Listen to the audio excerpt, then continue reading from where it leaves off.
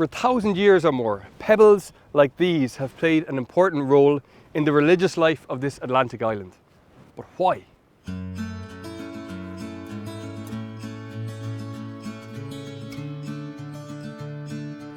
We're here on Inishark, also known as Shark Island, not too far from the island of Inishbofin, but definitely not easy to get to.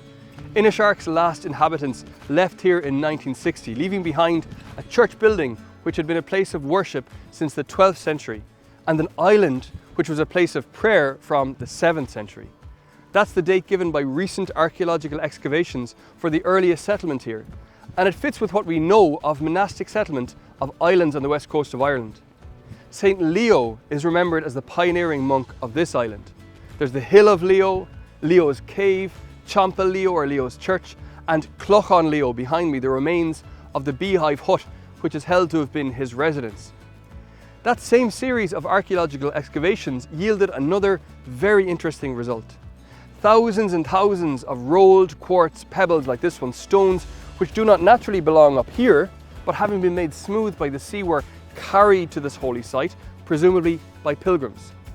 Several stone platforms were found, known as lachta, sites of particularly focused prayer during early medieval and later pilgrimages.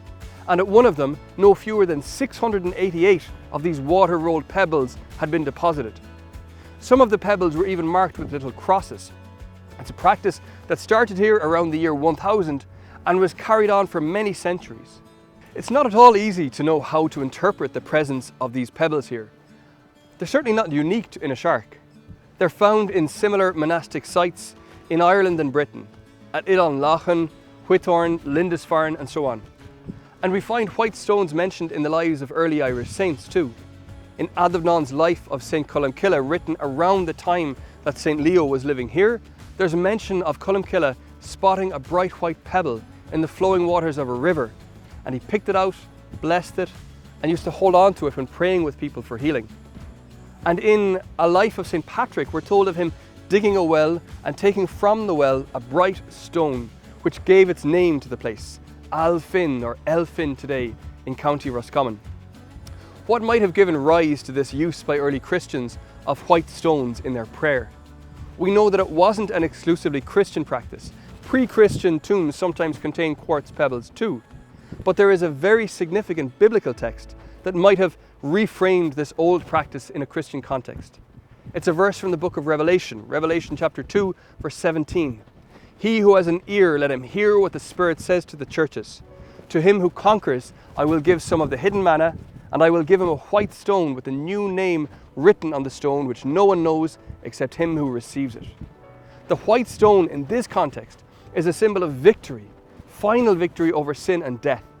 It's a symbol of final transformation in the glory of heaven, when we will receive a new name and be made entirely new. It's impossible to know what was in the hearts and minds of the thousands of people who lifted white stones from the beach here and placed them at Clochon Leo.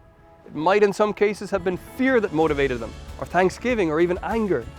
But given how diligent the early Irish church was in its study of Scripture, I think it's very likely that Revelation 2:17 was in the background, so that for many pilgrims to this island, the deposition of these stones was an earthy expression of hope for heavenly glory and the renewal of creation.